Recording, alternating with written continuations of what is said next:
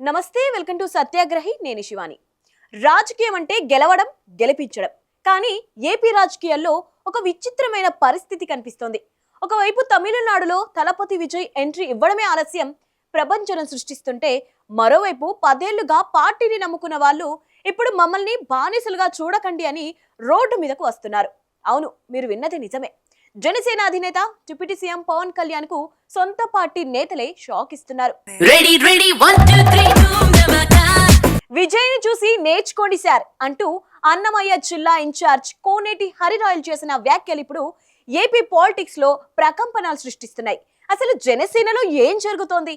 Pawan Kalyan 100% strike rate వెనుక ఉన్న అసలు బాధ ఏంటి? సార్ పవన్ కళ్యాణ్ గారు ఏ రోజైతే 2014లో పార్టీలో పెట్టినారో ఆ రోజు నుంచి బిల్లను మోచనం. కానీ ఈ రోజుకి మా బతుకులకు కడపలో 10 మంది ఉంటే ఒక్కరికి చైర్మన్ పోస్ట్ లేదు. కుక్కలాగా బతుకుతున్నాం, సచ్చిన పేణుగులాగా బతుకుతున్నాం, బానిసలాగా బతుకుతున్నాం. మాది ఒక బతికిన హక్కు. నా బతుకు నా మీద నేను కూసుకుంటున్నాను సార్. నా బతుకుని బుగ్గి పాలు చేసావు కదా రాని అయ్యా. సాధారణంగా ఎవరైనా రాజకీయాల్లోకి ఎందుకు వస్తారు?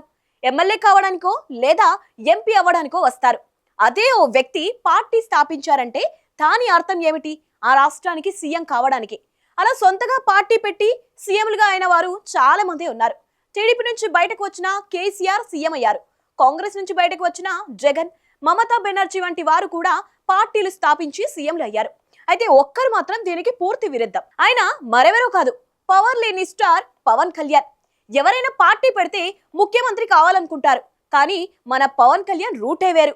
ఆయన పార్టీ పెట్టిందేమో ప్రశ్నించడానికి, కానీ గెలిపించిందేమో చంద్రబాబుని ఇన్నాళ్ళు సిద్ధాంతమని సరిపెట్టుకున్న కార్యకర్తలకు ఇప్పుడు తమిళనాడు విజయ్ రూపంలో ఒక పెద్ద డౌట్ వచ్చేసింది. అక్కడ విజయ్ వచ్చారు, గెలిచారు, సీఎం అయ్యారు, వాళ్ళ ఫ్యాన్స్ డాన్స్ వేస్తున్నారు. మరి పవన్ కళ్యాణ్ పరిస్థితి ఏంటి? హరిరాయల్ అడిగిన ప్రశ్న వింటే ఎవరికైనా బుర్ర తిరిగిపోతోంది. విజయ్ వెనక కులం లేదు, కానీ మీ వెనక ఒక కులం ఉంది. ఆ కులం కోసమే మీ వెనక నడుస్తున్నామని పచ్చిగా మాట్లాడేశారు. అంటే ఇన్నాళ్ళు పవన్ కళ్యాణ్ చెప్పిన కులాలకు అతీతమైన రాజకీయం కేవలం మాటలకే పరిమితమా అని కార్యకర్తలే ప్రశ్నిస్తున్నారు. నిజమే కదా, విజయ్ ఏ పొత్తులు పెట్టుకోకుండా క్లీన్ స్వీప్ చేస్తుంటే మన నాయకుడు మాత్రం 3 పార్టీలు కాళ్ళు పట్టుకుంటే తప్ప అసెంబ్లీలో అడుగు పెట్టలేకపోయారు. ఒక విజయ్ సార్, అతని వెనకలో ఒక కులం లేదు, నీ వెనకలో 25% నీ వెనకలో కులం ఉంది సార్. ఫస్ట్ టైం మాకు అసహ్యం వేస్తాను సార్ మా మీదనే. నా బతుకుని బుగ్గి పాలు చేయడం కదరా వచ్చినాడా. సోషల్ మీడియాలో చూస్తే జనసేన కార్యకర్తల హడావిడి మామూలుగా ఉండదు. మాది 100% స్ట్రైక్ రేట్ అని కాలరెగరేస్తారు. కానీ గ్రౌండ్ లెవెల్లో పరిస్థితి ఏంటి? రాజంపేట ఇన్ఛార్జ్ కోనేటి హరిరాయల్ చెప్పిన మాట వింటే కళ్ళల్లో నీళ్లు తిరుగుతాయి. 100% స్ట్రైక్ రేట్ సోషల్ మీడియాలో డీపీలు పెట్టుకోవడానికి తప్ప దేనికి పనికిరాదు అని కుండ బద్దలు కొట్టారు. 100% స్ట్రైక్ రేట్ అంటారు. ఏం సోషల్ మీడియాలో పెట్టుకునే దానికి అది పనికొచ్చారు సార్? ఏడుంది సార్ జనసేన పార్టీ జనాల్లో పోతే ఎవడున్నా మమ్మల్ని రికగ్నైజ్ చేస్తున్నాడా సార్? మా ఇండివిజువల్ ఐడెంటిటీతో తప్ప. ఎందుకు ఈ ఆవేదన? ఎందుకంటే గెలిచిన తర్వాత పవన్ కళ్యాణ్ కనీసం కార్యకర్తలను కూడా కలవడం లేదట. మేమేమన్నా అంటరాని వాళ్ళమా అని ఒక నియోజకవర్గ ఇన్ఛార్జ్ అడుగుతున్నారంటే పార్టీలో అంతర్గత ప్రజాస్వామ్యం ఏ రేంజ్ లో ఉందో అర్థం చేసుకోవచ్చు. పార్టీ నిర్మాణం లేదు, క్యాడర్ కు భరోసా లేదు.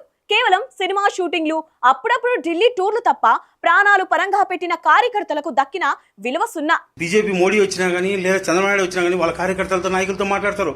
మీరెందుకు సార్ మమ్మల్ని పక్కన పెట్టుకోరు? పార్టీ ఆఫీస్కి వచ్చి అపాయింట్మెంట్ లేదు, నాయకులు ఎందుకు కలవరు సార్? మీకు కష్టపడే వాళ్ళు పార్టీకి పనిచేసే వాళ్ళు. విజయ్ గారిని చూసి ఏం నేర్చుకోవాలి సార్ మనము? పవన్ కళ్యాణ్ ని చూసి జనం ఏమనుకున్నారు? ఈయన ఏదో వీరుడు సూర్యుడు, అన్యాయం జరిగితే గబ్బర్ సింగ్ లా వచ్చి రక్షించేస్తాడు అనుకున్నారు. కానీ సీన్ కట్ చేస్తే ఇప్పుడు ఆయన కూటమి ప్రభుత్వంలో ఒక భాగం మాత్రమే. జగన్ ని తిట్టడానికి ఉన్నంత టైము సొంత కార్యకర్తల సమస్యలు వినడానికి ఆయనకు లేదు. జనాల్లో నమ్మకం పోయింది సార్. వీరులాగా సూర్యులాగా దిగొచ్చి పేద ప్రజలను ఆడుకుంటారు అనుకున్నారు సార్. కానీ ఎంత దారుణం అయిపోయిందంటే ఒక తరం మేము బానిసత్వంలోకి వెళ్ళిపోయినాం సార్. విజయ్ పార్టీ పెట్టి అతి తక్కువ కాలంలోనే క్యాడర్ ను ఎలా నిర్మించుకున్నాడో చూడండి.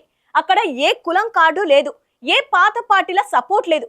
కానీ పవన్ కళ్యాణ్ పుష్కర కాలం పార్టీ నడిపి ఒక చిన్న నియోజకవర్గంలో కూడా పార్టీని స్ట్రాంగ్ గా నిర్మించలేకపోయారు. ఇన్నాళ్ళు ప్యాకేజ్ అని వైసీపీ వాళ్ళు అంటే కోపం వచ్చేది. కానీ ఇప్పుడు సొంత మనుషులే మమ్మల్ని బానిసలుగా చేయకండి అంటుంటే పవన్ సమాధానం ఏంటి? మాది ఒక బతికిన సార్, నా మీద ఇంగ్లీష్కున్నాను సార్. మాది బతుకులు చాలా, మేము ఒక నాయకులు సార్. మాది ఒక బతుకుల సార్. మాది మీరు సీఎం కాలేరు, మమ్మల్ని సీఎంని చేయనివ్వరు. ఇదెక్కడి రాజకీయం సార్? అసలు విషయం ఏంటంటే పవన్ కళ్యాణ్ రాజకీయం అంతా చంద్రబాబు నీడలోనే సాగుతోంది. 2014లో సపోర్ట్, 2019లో ఒంటరిగా ఓటమి, 2024లో మళ్లీ పొత్తు. సొంతగా ఎదిగే అవకాశం ఉన్నా ఆ రిస్క్ తీసుకోలేక కార్యకర్తల భవిష్యత్తును తాకట్టు పెడుతున్నారనేది హరిరాయల్ లాంటి నేతల ఆరోపణ. పార్టీ నిర్మాణం చేయండి సార్, కమిటీలు వేయండి సార్, ఇన్ఛార్జీలు వేయండి సార్. ఏమి సార్, ఎందుకు వేయరు సార్? పార్టీ పెట్టి 15 ఏళ్ళైంది సార్, ఎందుకు సార్ ఇలా ఒక తరాన్ని బానిసత్వంలోకి నెట్టుతున్నారు? ఏం పాపం చేశాను సార్ మీ అంతా? విజయం ఏపీలోని జనసేన నేతలకు కళ్ళు తెరిపించింది. పొరుగు రాష్ట్రాల్లో ఒక హీరో పార్టీ పెట్టి సీఎం అయిపోతుంటే మన హీరో మాత్రం ఇంకొకరిని సీఎం చేయడానికి ఎందుకు తాపత్రయపడుతున్నారు అనేదే ఇప్పుడు $1 మిలియన్ ప్రశ్న. జనాల్లో నమ్మకం పోయింది, నాయకులకు విలువ లేదు. మా మీద మాకే అసహ్యంగా ఉంది అని కార్యకర్తలే చెప్తుంటే ఇక పార్టీ ఎక్కడికి వెళ్తుంది? పవన్ కళ్యాణ్ ఇకనైనా సినిమాల నుంచి, ఢిల్లీ రాజకీయాల నుంచి బయటపడి మీకోసం నిలబడిన కార్యకర్తలను చూడండి. లేదంటే ఈ జనసేన కేవలం చంద్రసేనగా మిగిలిపోయి చరిత్రలో కలిసిపోయే ప్రమాదం ఉంది. ఇది హరిరాయల్ ఆవేదన కేవలం ఒక్కరిది మాత్రమే కాదు, చాలా మంది జనసేన నేతల అంతర్గత ఘోష ఇది. మరి దీనిపై పవన్ కళ్యాణ్ స్పందిస్తారా, లేక మళ్ళీ ఒక ట్వీట్ వేసి సరిపెడతారా? మీరేమనుకుంటున్నారు? విజయ్ మాదిరిగా పవన్ కూడా ఒంటరిగా పోరాడి ఉంటే బాగుండేదా, లేక ఈ బానిస బతుకులు తప్పవా? మీ అభిప్రాయాన్ని కామెంట్ సెక్షన్ లో తెలియజేయండి. ఇలాంటి మరిన్ని ఇంట్రెస్టింగ్ అప్డేట్స్ కోసం మన ఛానల్ ని సబ్స్క్రైబ్ చేసుకోండి.